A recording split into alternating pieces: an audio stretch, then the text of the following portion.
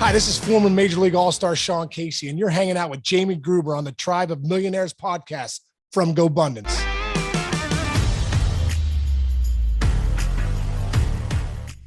Wow. Just an incredible guest to have, Sean, man. Thank you for being here.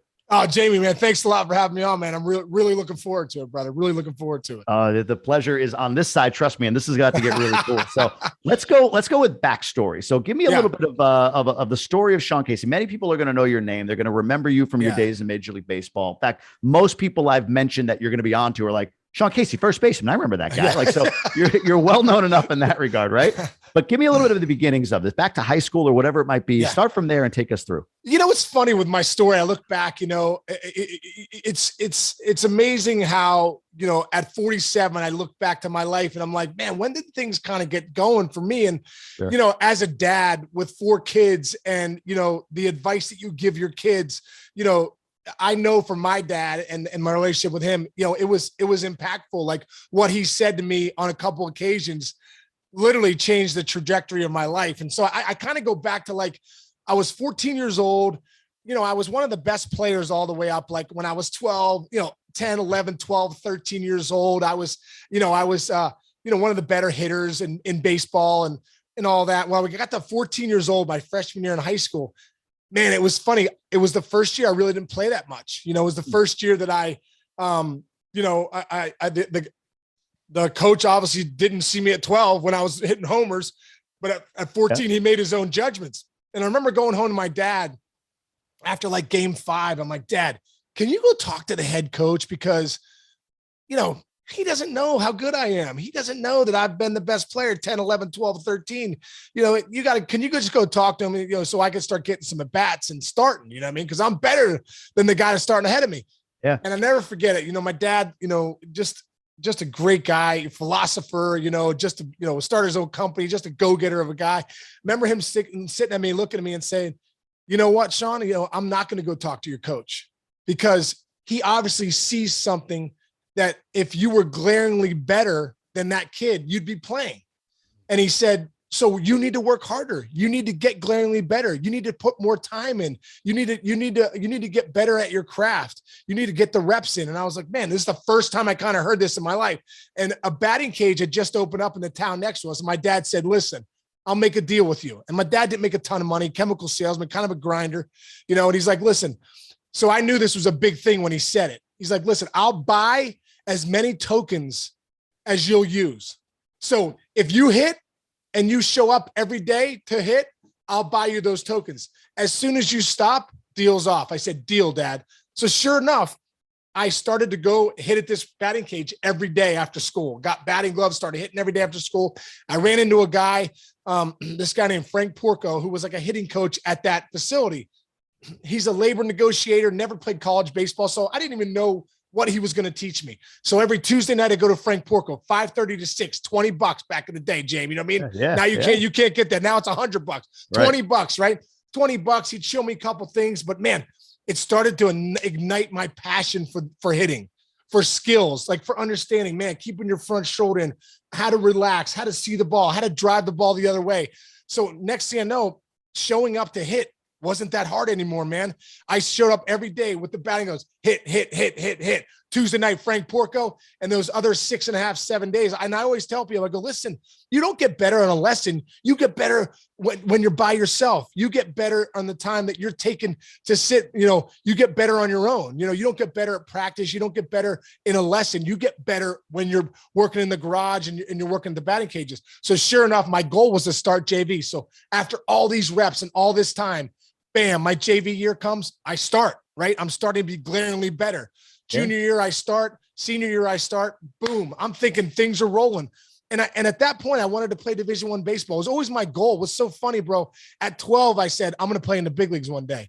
And people would say, well, you're kind of heavy set. You don't play great defense. You don't run well. And I didn't run well at the time. I wasn't the guy on the field that you looked at and go, that guy's going to play in the big leagues one day. You looked at me and you said, right. Yeah. You looked at me and you said, that guy looks like he's ice skating in quicksand out there. You know what I mean? But in my mind, James, I said, I'm going to play in the big leagues one day. And it was that crazy.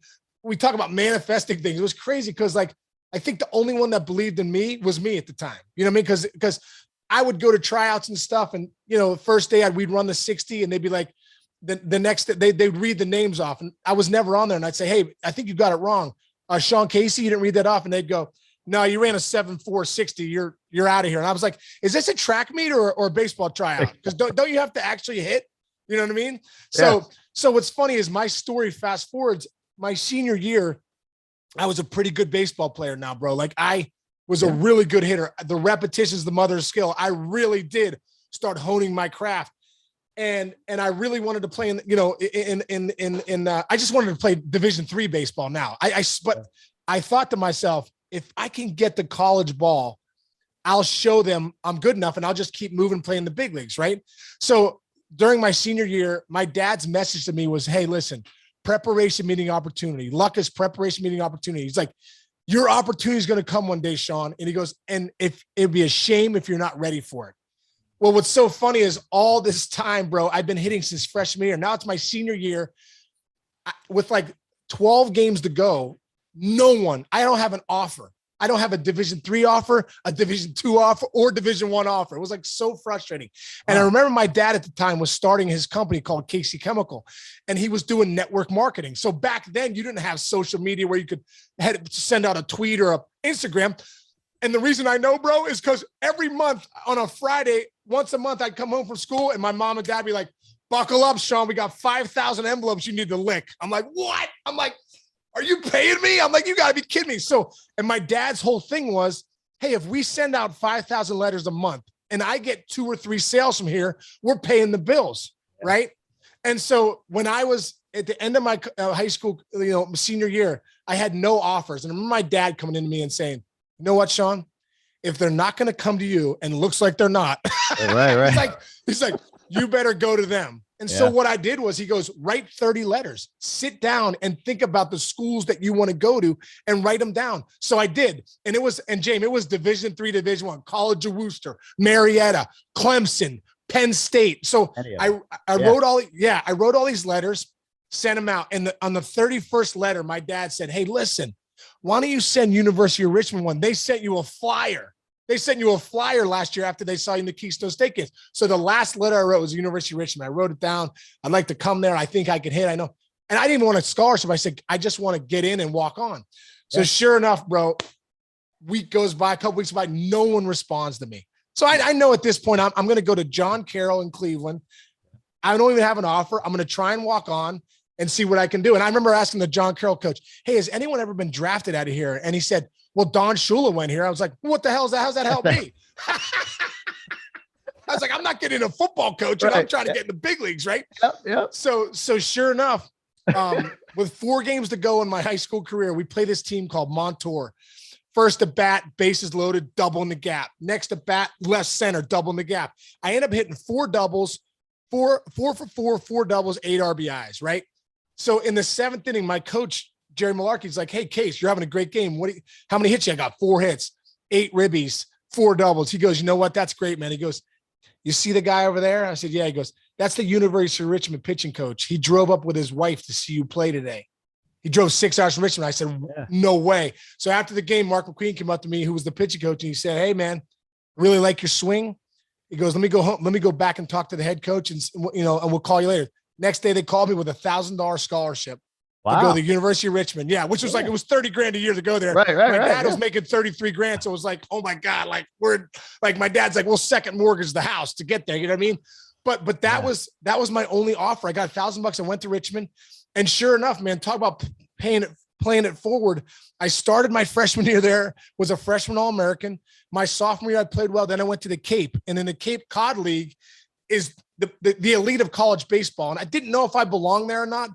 But then I started to play well. I ended up hitting 340, led the league in RBIs. I was the top first baseman in the league over Todd Helton at the time. And they talked about Helton being the first pick of the draft. Yeah. That was the first time for me that I was like, all these swings, all this belief in myself that I'm going to play in the big leagues one day. And I'm just going to keep hitting until I'm going to keep that process going. And the results are going to keep showing up if I keep doing it. Sure enough, after my sophomore year, I went back to Richmond. I won the NCAA batting title my junior year, number one player in Division I baseball. So think about this. 3 years ago, I can't get a Division III offer. Division III. I write those 30 letters. 3 years later, I'm the Division I batting champion. I hit 461. I was the best hitter in the country. I become the second round pick for the Cleveland Indians. Yeah. And I go into pro ball. And it's just, it's amazing. And 2 years later, I'm in the big leagues with the Indians, then with the Reds. And then bam, the journey started. But had that conversation with my dad at 14 gone differently, where he goes and talks to the coach and says, hey, you got to play my son. He's better. He's better. He did the exact opposite and said, like, you have to take accountability for yourself and go out and do it. You actually have to put in the work and go and do it. And then the next lesson of, when I was a senior was, no one's coming for you, man. Yeah. No one's coming to help you. You got to actually go out there and help yourself. You got to go take it if you want it. Like, no one's going to send you letters and think you're this great player, because obviously no one's coming. You got to go out and let people know who you are and put it out there. And I think, like, those two conversations with my dad, and I look back at my 12-year career and all the wonderful things that have happened, man, as a father, when I look back at that and I go, man, there's a lot of gratitude in those conversations and those life lessons, that it wasn't like things are just handed to you, like, because they never handed to my dad. And he knew that when I go off in life, I got to figure it out, and I got to be able to put the energy and the time into it. It's incredible about that. Your dad gave you the gift of not allowing you to be a victim. And I can't help but reflect on myself. And this isn't an indictment of my parents, but my parents would have gone and talked to the coach. Right. Like, that's their way of being. They're just protecting their baby boy, not thinking like, I'm robbing this guy of accountability, meaning me, but they would have gone and talked to the coach. So you're right. I mean, I love how you're making the point that life really pivots in these little moments, right? That little moment, talk to the coach, not talk to the coach. That decision created potentially, other things along the way, but potentially set you off on a path that, hey, write the letter to Richmond. That sets you off on a path, right? It's incredible. But the thing I'm wondering about, and maybe it is the fact that you stuck to the process, I don't know. But at 12 years old, I'm going to be a major leaguer. You're running a 7.660, whatever the heck it was. You're too slow to be a ball player. Yes. You're not getting in. Then you get to the Cape Cod League. I don't know if I belong here. I've had that feeling in so many ways. Even just joining GoBundance, I felt that at the beginning, like, man, do I belong around these guys? Right. What is it that allows you? And you won the Hutch Award for perseverance in the face of adversity. Yeah. What is that? Were you born with that? Is that something that you attribute to your dad? Is it just that you've been so focused on the habits and process versus the result? I mean, is it all of it? No. What do you attribute your ability to overcome that adversity and stand in the face of a bunch of people at 12 and say, I'm going to be a Major League Baseball player. Screw all of you for laughing at me. Or I don't care that Todd Helton's the number one pick. I'm better than him, or I'm better than this kid in ninth grade. What is that? Yeah. Isn't that funny? Yeah. It's amazing. I think there's a lot of different things that go into that. And I also think there's a little bit of a dreamer in there, a little bit of a dreamer that, you know what, man, like, nah, I'm going to do it. And like, I had such a deep seated belief. And it's funny because, like I said, I was a little, I was a little heavier as a kid. Like I said, I wasn't the athlete you saw. You said, there's no one that looked at me, Sean Casey, back then and said, this guy's going to play 12 years in the big leagues. No one, not anybody. But what's so funny is I remember going to the Three River Stadium with my dad with the Pirates. And I remember looking at my dad when I was 15, got my nachos in hand, salsa and cheese, ready to go. I looked at my dad. I said, I'm going to be here one day. And the greatest thing about my dad was he would say, why not you? Why not you? And I remember that. I remember people would say, 0.00001% of people are going to play in the big leagues. You should get a job. And I said, well, why not me? Why not me in that 0.001%? You know what I mean? And in my junior year in high school, my dad bought me 3 books. And I wasn't a reader. I wasn't, I didn't read it all back then, right? I'm a big reader now, but I wasn't a big reader then. Charlie Lau, The Art of Hitting 300, Ted Williams, The Science of Hitting, and Harvey Dorfman, The Mental Game of Baseball.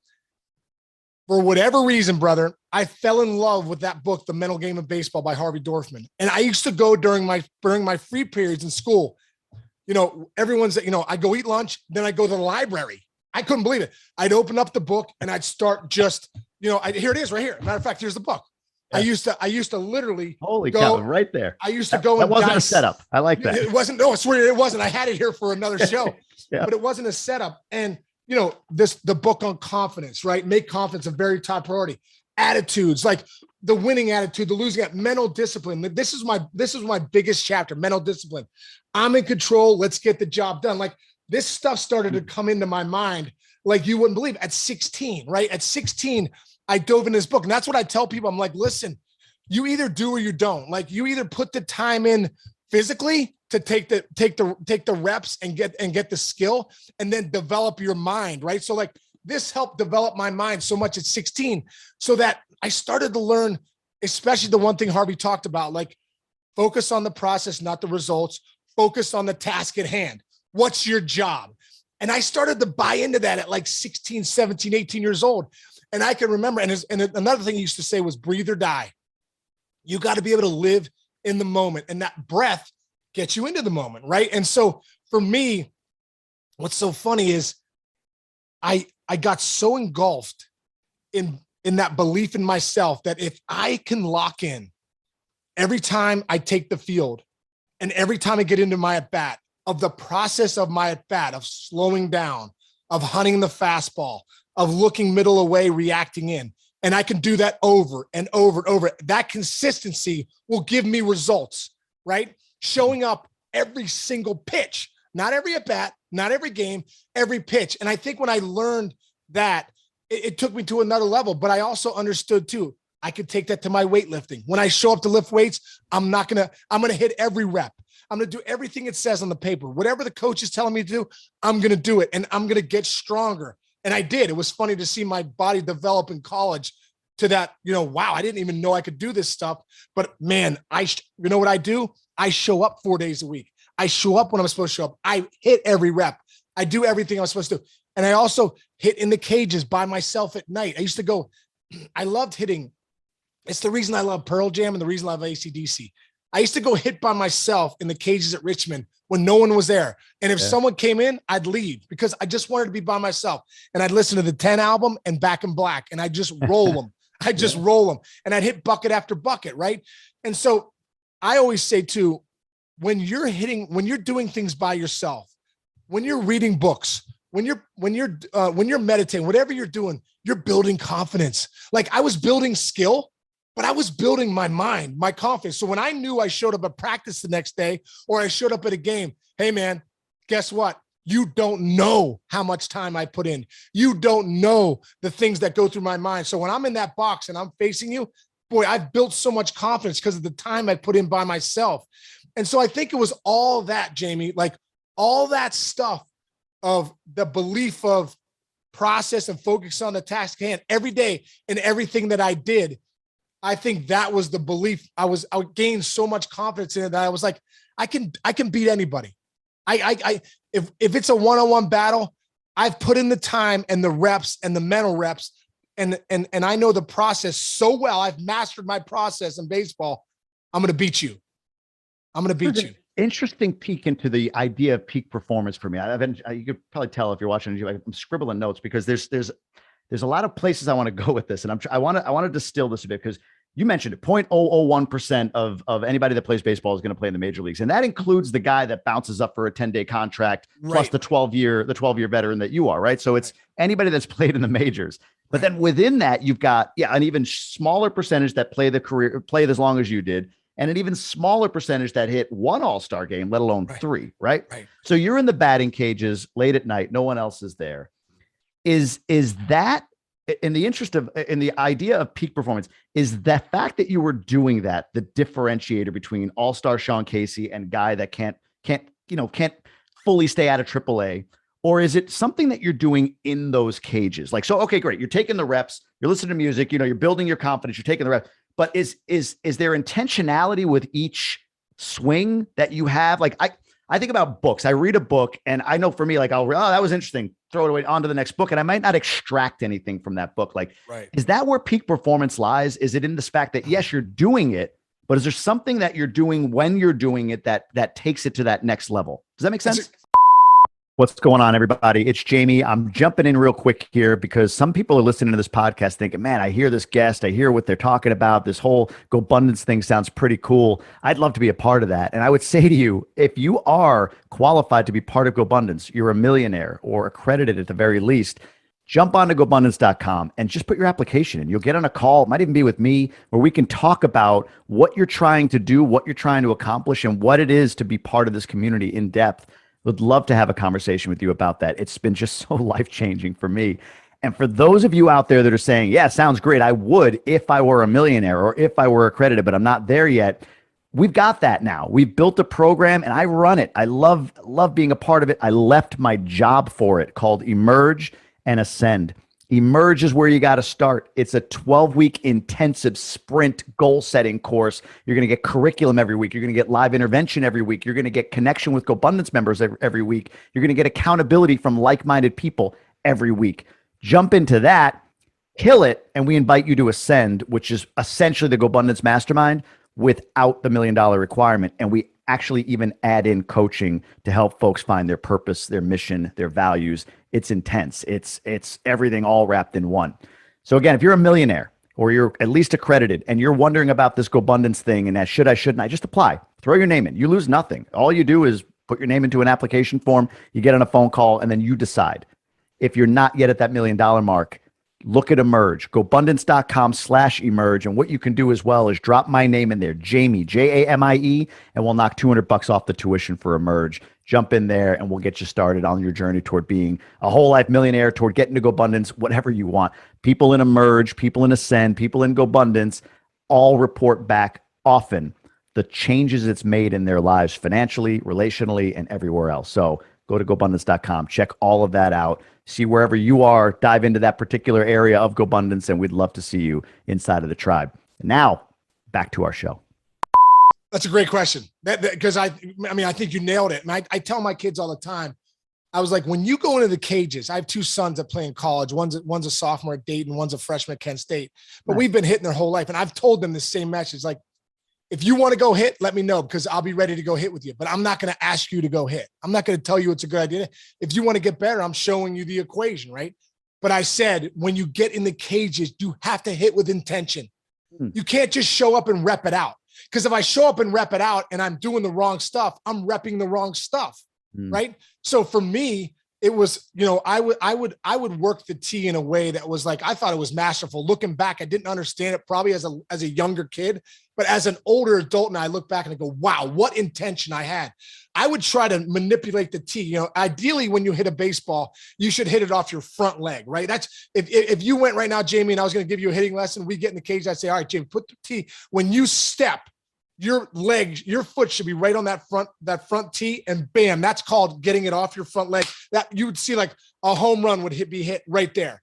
Yeah. But the great hitters can manipulate that tee, where if I took that tee, I started to put it on my back leg. And I said, if I can master the path of getting this ball on my back leg and rocking it to left center. So what I would do is I would hit in the cage, and I would use the whole cage. So when I would hit the ball, it would go all the way to the back end of the cage, 70 feet down there, 60, 70 feet. And what I would try to do was manipulate the tee to move it back in my stance so that I could work my bat path, so that I knew that if I could hit this ball, I could hit this ball and this ball too, right? Wow. And what I would do is I would try to hit 200 to 300 balls in a row, left center on that pitch, right? And what was amazing was, with that intention, what I found was I created this bat path that when I got into a game, if you threw me a nasty slider, a nasty cutter, a nasty curveball, any pitch you threw me, by creating this bat path of intention that I did in the cages by myself, I found that I could hit all pitches. I found that even if the goal in a baseball 1-on-1 grudge match is that pitcher is trying to deceive me, is trying to deceive the hitter. So if he can deceive me with a good changeup, a Trevor Hoffman changeup, or a Randy Johnson slider or whatever, that deception is what makes them great. Well, me countering that deception is what makes me great, right? So I had developed a skill of, like I said, I went and hit off the tee with intention of learning that when the ball comes in, man, if it's something that isn't a fastball, but my bat path is, starts in the zone early, I can manipulate the barrel to kind of master my craft. And that's what I thought. That's why I was turned out to be a great player in the big leagues and a 300 career hitter, which is amazing. I think there's only close to 200 career 300 hitters in the big leagues, with 19,000 guys to play. It's really unbelievable. But I think my practicing with intention every day helped me so much to develop the skill that helped me in the game against anyone I faced. Is that the difference between you and most other Major League Baseball players that maybe that didn't get to your level? Is it like, did you not see them in the cages, or if they were in the cages, were they just repping it out, maybe bad form? Like I want to get into that, like, 99.9%, like you're there, you're significant, baseball player, an executive, whatever it might be. But like, what is that difference? Because then I want to ask you, like, what's the difference between you and your buddy Jeff Bagwell? Like, what's the difference there, if anything? Dude, it's unbelievable. You know, it's funny. I was coaching with the Toronto Blue Jays a couple years ago when Bo Bichette and Vladimir Guerrero Jr. and these guys were in the minor leagues. Yeah. And they had me talk to these guys. And I said, guys, I'm going to have my family come over today and we're all going to go hit in the backfield. I'm bringing the big leaguers down. Josh Donaldson was on the team at the time. Jose Bautista. I got the big leaguers down. I got 300 minor leaguers. Let's get it on. We're going to get by the field. I'm going to bring my family over who knows nothing about baseball. They don't have the scout's eye, right? Yeah. Like I would, or somebody else has a scout's eye. So I said, let's get everybody together and we're going to watch and we're going to get, so here we go. Bo Bichette hits, Vlad Guerrero Jr. hits, all the other minor leaguers hit, right? Guys that aren't going to play in the big leagues. And the big leaguers are going to hit. And after the session, I'm going to say to my family, hey, can you tell me who the big leaguers are? And they're going to have no idea. You know why they're going to have no idea? Everyone in pro ball who's in the minor leagues, they all hit the ball 420. Yeah. Right. They all can crush a ball. They all fly. They all can fly. Yep. They all can field a baseball. If you watched anyone, James, you'd be like, more, those are soft hands. They all have cannons of arms, right? Everything. And I said, so why are 95% of you not going to play a day in the big leagues? I want to know why. I want to know why my family can't tell who the big leaguers are and who aren't. But why are 95% of you guys not going to play in the big leagues? I just find that to be unbelievable. And I'll tell you what, the reason is this. It is such a hard game. And it is such a game of failure. And in the real world, when you fail 70% of the time, you're fired. You don't get, hey, great job, dude. You're having a great time. You're out of here, bro. Yeah. Jamie, you fail 70% of the time of selling real estate. You're out of here. You can't do anything for me. I can get a guy to come sell 50%, right? Well, guess what? It's a game of failure. It's a game that gets you down.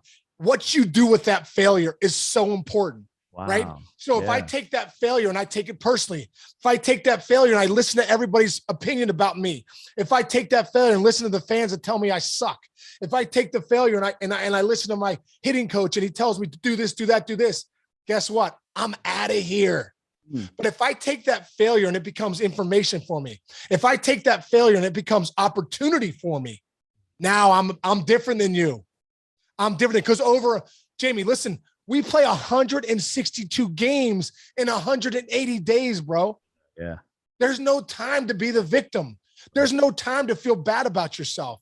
And I just feel like it's a tough skill. It's a skill that has to be developed in business or baseball or life or whatever you're doing. What's the narrative you tell yourself every day? I used to tell myself when I struggled, the media would say, hey man, you're really struggling. And I would tell myself, hey, the storm's coming. The storm's coming tomorrow. Like, but you're facing Kerry Wood. Good. It doesn't matter who I'm facing. If a guy had a bazooka up there, I'm about to get somebody. I'm one pitch away from dominating. I'm one pitch away from getting hot, right? So, like, it was that mentality and that belief of, like, doing it every pitch. And I just think for me, when you see guys in the minor leagues that never make it, they don't know how to do it every pitch, every day, and the failure becomes too much. And I think how do you develop that though? How do you develop the ability? I talked to Anthony Tolliver. I was telling you about him, basketball player. And he was talking about performing to an audience of one, which I thought was a great line. For him, that meant, God. For him, it was a spiritual thing. Like, don't worry about the audience. So, but how do you do that? How do you develop the ability? Because that makes so much sense to me that it's at the end of the day, because you're right. If I were to go watch a bunch of college to NBA players, like I probably couldn't tell the physical difference, right? Or baseball players or whatever. But what is it? How do you develop that skill where I'm one pitch away? Yeah. Give me Kerry Wood. It doesn't matter to me. Like, how do you stay inside and not get broken down by the failure? How do you do that? Because I mastered my process. I mastered the breath. Like, I remember, I always told myself, if I can get into the right state, I can beat anybody. If I let anxiety and stress take over my state, I can't beat anybody. I'm hoping to do well. So I knew when I didn't have great games or I was hot, to stay there, I just knew it was like, if I could breathe and slow down every pitch, I knew I had a shot. Like I knew that, man, I got a shot to get this guy, because I know I'm turning, because whenever you turn your breath on, you turn your vision on, and your eyes and your brain are connected. What do they say when you have anxiety right now in life? What do we, hey man, do box breathing, do the 4-7-8, do the heart, the mind heart connection, whatever it is. For anxiety, meditate. If you can't meditate for 5 minutes, take a couple deep breaths. Well, guess what? When you're in a competition with somebody, your brain doesn't know it's baseball. It just knows there's something going on here, that there's some anxiety here. Where's this adrenaline rush that just hit me? You know what I mean? So like controlling that adrenaline rush, being able to slow down was my superpower, because I realized it doesn't matter what the results are. It doesn't matter that I'm 0 for my last 12. I could be 12 for my next 12. I just got to win this pitch. I just got to slow down and win this pitch. And I can't take all the failure that's happening, because even as a career 300 hitter, I failed 70% of the time. Babe Ruth was the ultimate home run hitter, and he struck out more than anybody in the history of the game. Jim Thome, 612 home runs, second most strikeouts in the game. Like, do you think those guys loved walking? I talked to Jim Thome one time. I was like, Case, one time I was 0 for 5 strikeouts, walking back to the dugout, have no idea what I'm doing. Like, frustrated. People are yelling at me, and I'm thinking, this is Jim Thome. They got a statue of him in Cleveland. What made him better than anyone else? Man, this guy was able to come back the next day because he's coming for you. Yeah. He knows he's one pitch away. So, I think that was the biggest thing for me, bro.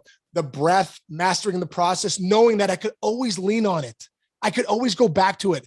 And I wasn't going to let my good games or my bad games dictate what my process was, because I knew I just needed to do it every day. And that's why at the end of the year, it's exhausting. At the end of the year, when you take a deep breath and you got 4 months off for the offseason, you're like, wow, that was a grind. Amazing. I don't know who it was. I'm trying to think right now. It was either a podcast guest someone I was talking to. They said the physical difference, the only difference between your body's recognition of fear and excitement is breathing. You don't breathe when you're in fear. So to your point, and that person was saying you need to sort of, if you recognize the fear and breathe in that moment, you'll convert it to excitement. You'll convert your body's right from fear to excitement. I thought that was a brilliant thing. And I whoever said it, I apologize if I'm stealing your line. I'm not taking credit for it. It's I love that. Line, but, I love, and right? you change your state, right? I mean, you just said state. You went from an anxious state to a state of, okay, I'm okay. Yeah, I'm okay. Like, I'm not getting chased by a saber-toothed tiger here. I'm actually safe. I'm okay. Let me just get out of this anxious state into a state where I think really quick, in 2006, it was one of my favorite at-bats in my career. I'm in the World Series. I'm having a great World Series. My last at-bat of the World Series, Game 5, Adam Wainwright, 9th inning. The Cardinals are up, I think 4-2 in the game. They're 3 outs away from a World Series title. They're up 3-1 in the series. Out one happens. I'm on deck. So I come into the game. I come into the plate. Here we go. Crowd's kind of going crazy. Wainwright's out there, rookie, closing the games, throwing 98, good changeup. First pitch, heater, bam, gets me 0-1. So I'm like, I take a big swing. Like, okay, I'm good. Next pitch, changeup. Totally has me off, deceives me big time. I out front, swing and miss. Now, brother, a moment in my life that I've never experienced, a deafening roar like this, and I'll never experience it again. I step out. Now, think about this. 60,000 people in St. Louis know they're 1 strike away and 1 out away from a World Series title. They come to their feet in a deafening roar, bro. Deafening roar. And I stepped out. I remember getting caught in the moment. I was like, oh my God, is that loud? Holy, my ears are ringing loud. Oh my God. I remember looking around and places going on. Then I thought to myself, okay, my only shot in this environment of pandemonium, all against me in this moment, is to get back into the moment and lean on the process that has helped me my whole career to this point. This is going through you. This is what you're thinking at this moment. At this moment, I'm thinking, yes, wow. I'm thinking, this is what I'm thinking. You got to get out of this moment, because this is nuts. This is anxiety times a million. This is loud, as loud as you've ever had it. I got to get out of this moment. Yeah. This state I cannot perform in. So I remember I took 2 breaths. It was one of the only time I was like, I got one, through my nose. Through my belly into my nose, got that breath. And then I stepped in the box and I was like, and I got in, and bro, it was unbelievable. Crowd's still going. They all of a sudden go away. Crowd goes away. I look out at Adam Wainwright. I don't think about game 5, 2 strikes, nothing. I just know if this pitch, I can get it back to 1-2 and switch it back in my favor. He throws me a next changeup, tries to get double up on the changeup, but he got me 0-2. I take it. Well, I said a good take. Back to 1-2, step in, take a breath, back in the flow state. It's like almost a tunnel. It's me versus Adam Wainwright. 2 minutes, about a minute earlier, it was pandemonium. I'm back in the state I need to be in. Next pitch, high fastball, 2-2. I say to myself, this guy does not want to pitch to me for whatever reason. I'm hot, but he needs to come out. Now I got him. Next pitch, another fastball down, 3-2. Remember, like, being as relaxed as I've ever been in my life. I don't see anything. All I'm thinking about in myself is see the ball, hammer it. See the ball, hammer it. Ball, ball, ball. He throws me 98-mile-an-hour fastball. Bam! I cover one. Rocket into the gap. It hits it would have gone through the wall. It hits the wall, ricochets. I double. I get taken out for pinch runner, obviously. So, it just never stops. This moment just changed me. I was all like, and then you're like, yeah, of course. Like, get him out of here. Get him. But I'm on second base, and I thought to myself, like, I was having a moment like that. Now I've silenced the crowd. Yeah. I've gone from absolute pain to complete silence, and I'm on second base, and I come in. We end up, they get 2 outs. We lose the game. But I look back at that moment in my career, that at bat, and I say, all the moments from 14 years old, all the moments of this book, all the moments of the at-bats I had and the experience. I always tell my kids, you can't teach experience. I leaned on that experience in that moment to come through when it was as anxious and deafening as ever. And I was like, there you go. That's what it's all about right there. Holy cow, man. That was straight fire. Like I'm like shaking. Unbelievable. That's an incredible story. And I love the blend. I mean, it's a fun story. Everybody remembers that World Series, everything else. But at the same time, the to take us through that thought process, take me through it. And the what you reminded me of? What's the movie? For Love of the Game? Clear the Mechanism. Oh, yeah, that Clear the Mechanism. That's what I thought of when he said it. But it's to your point, it's the what's the word? The aggregation, I can't think of the word, of all of those years and that time and those reps and the intentionality in those reps, that peak performance moment. It culminates with you taking 60,000 fans out of a game, at least for a moment, with a rocket shot, shot, like you said, that would have gone through the wall because you followed your process. Holy shit. Exactly. And so talk about the house being on fire. Yeah. Like, hey, the house is on fire. What are you going to do? Oh, my plan is to get the pictures and get out. I always tell myself, get the pictures and get out. Like, the house was on fire, but I had a plan. And the plan was old reliable. It had worked it was my ninth year in the big leagues. It had worked for 9 years. It had worked to go to 3 All-Star games. It was going to work again in that pandemonium. I just had to have awareness of what was going on and get myself back to the state I needed to get to perform. Wow, man. And we're going to talk about the mayor's office, your podcast, your YouTube channel, because if people loved that segment just now, that Adam Wainwright story, you're going to love the mayor's office. It is literally like you walked into the locker room and you're hearing guys talk unfiltered about baseball. Yes. We'll talk about that in a moment. I want to be respectful of your time as well, but I do want to ask this real quick. The difference, this is my perspective, the difference between your career, significant career, and say that of a Derek Jeter, Jeff Bagwell, these guys that go to that like 0.00001%. Is there an element of luck there? And what I mean by that is not like they're lucky to be where they are, but like, are you so razor thin close when you're at that level where you are and say, let's go with Jeff Bagwell, just because I loved his interview that you did. Great. But is it just like longevity, the right team, the right situation? Like, is that the difference there? Or is there anything that a Jeff Bagwell does that you didn't in his career? Or is there anything in his mindset that you feel was just like that razor's edge more than you or better than you? I don't know. Like, what's the difference at that level when we extract the smallest percentage of peak performance? it's productivity, it's longevity. It's doing it for a long period of time and putting up the numbers that you need to put up. And like, you look at a guy like Jeff Bagwell and you go, this guy's putting up 40 home run years, Gold Glove at first base. He's hitting 300, and the greatest thing about my podcast is this. And as a fan, like, yeah. I'm almost a fan of my own podcast because I'm like, amazing. This is unbelievable to hear Jeff Bagwell take me through his hitting process, take me through what he thought about at the dish, and the batting practice he took, and his thinking, because I know that's the separator at that level, And so, yeah, I just think those guys. I remember going to the 2004 All-Star game, and we're sitting. This is the best of the best. I'm at the table. It's Mike Piazza, me, and Scott Rowland. We're sitting there, and we're talking baseball, and and Albert Pujols at the time's the best player on the planet, huge, right? Well, him and Bonds are the best player, but Pujols is doing things, it's unbelievable what he's doing. And I remember asking Scott Rowland, who was his teammate at the time with the Cardinals, I said, Scott, what is it about Albert that is making us at the All-Star game look like it's his game? And then we're like, hey, it's Albert Pujols' game, and right. He said, Case, he goes, I've never seen it before. This guy doesn't waste one pitch. It could be 9-0 on a Tuesday night. We're losing in July in Kansas City, hot as can be.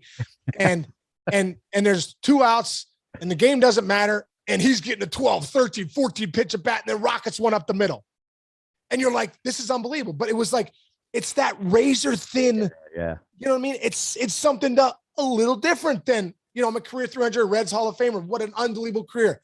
The guys in Cooperstown, there's a skill level too. There's something a little different there. You know what I mean? There's, and that they're just a little bit better, that they're the 1% of the 0.001%. Right, you know what I mean? So, yeah. And that's what's fascinating for me too, man, to ask these guys, what was it, man? What was it? What did your dad say to you?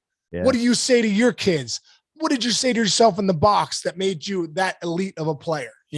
Man, this is fascinating. Give me a little bit more on the mayor's office. Tell people what you're looking to accomplish here. Some of the guests you've had. Just give us a little bit of detail on that. Just it's a wonderful. I've been doing this podcast for probably like 8 months now. It's just been really a ton of fun. But like I said, I get a chance to sit down with Johnny Bench for an hour and bring you, James. I can't wait for you to listen to it, into that conversation. You'll be blown away. I mean, I'm blown away, and to hear these guys, Johnny Bench to say, hey, Johnny, what was your favorite All-Star game moment? He said, yeah, my first All-Star game, I was a backup catcher. I can't remember who the guy he was backing up. He said, Willie Mays, I saw Willie Mays walking over in the clubhouse and I didn't know where he was going. He kept walking, walks up to me. He says, hey, you should be starting this game. You're the best catcher in the National League. I mean, to hear Johnny Bench say his greatest story was when Willie Mays walked up to him in the clubhouse to say, you should be starting. For me, I'm like, this is gold. So, it's my podcast is about, as a dad, I want to hear what influence did your dad, or what influence, if you didn't have a dad, what influence did somebody have on your life that got you to the level you got to, and what's the advice that you give other people? And then also we get into their career about what made you so good, what made you love the game, what I get into their minds too about why they were so good in that aspect too. It's just a really fun time, man. And we've really enjoyed. Jeff Bagwell was one of our guests recently. Jim Leland's podcast, CC Sabathia was great. Ryan Dempster, Dustin Pedroia was fascinating. Adam Dunn, Dante Bichette gives a great one. Obviously, his son Bo's in the big leagues, but Dante's one of the best hitting coaches. If anyone out there is a dad and you have a young son, you want to get into the mind of a hitting coach. I mean, Dante Bichette's stuff that he talks about on there is phenomenal. So I just want people to listen to it, because I know how amazing it is talking to some of the greatest players to ever play the game. No doubt, man. No, it's incredible. Even Ray Boom Boom Mancini. Oh my gosh. Right. The Boom Boom Mancini one's fascinating. 2 hours of Boom Boom. And I mean, it's phenomenal. Phenomenal. Oh, yeah. Phenomenal. I told you, I got a drive coming up that I'm going to be spending a lot of consuming a lot of the mayor's office. Yes. So very cool. Let's real quick before I let you go. I know you have to get going here. The Miracle League of the South Hills. This is a big passion project of yours. Tell us what that is and where people can learn more about it. Oh man, Miracle League of the South. So we started it 10 years ago. There's over 300 Miracle Leagues in the country. Our motto is every kid deserves a chance to play baseball. So we have kids of all abilities. We don't like to say disabilities. We like to say all abilities. Our kids have all abilities: cerebral palsy, Down syndrome, autism, whatever. Come on out and let's play. And we have over 350 kids that we serve. We have an all-inclusive playground there for the kids. We have a job training facility where we built this concession stand where we have our kids working there. And then we teach them how to, build a resume, how to give a job interview, and then how to handle, money, credit cards and things. And then we're going to partner with other companies in the Pittsburgh area to have them get jobs. So it's a wonderful organization. You can learn more about us at miracleleaguesouthhills.org. We're always looking for, if you're in the Pittsburgh area, volunteers, but we're always looking for donations. We're about to redo the field soon, which you wouldn't believe how expensive this field's like, over $300,000 with the surface and the drainage and stuff. So Jamie, talk about joy. I always tell people, man, if you are having a bad day, if you are struggling in life, come on down to the Miracle League for 30 minutes, an hour. And if you'll get a shot of joy and a shot of perspective and a shot of gratitude. And, I think that's what it's all about. Wow, man. Unbelievable. All right, let's wrap it on this. Where can people learn more about you? Obviously, we've got the mayor's office. You can find on YouTube, on any podcast platform. We've talked Miracle League of Southhills.org. Is there anywhere else you want to direct? Yeah, folks I'm on Twitter at the mayor's office.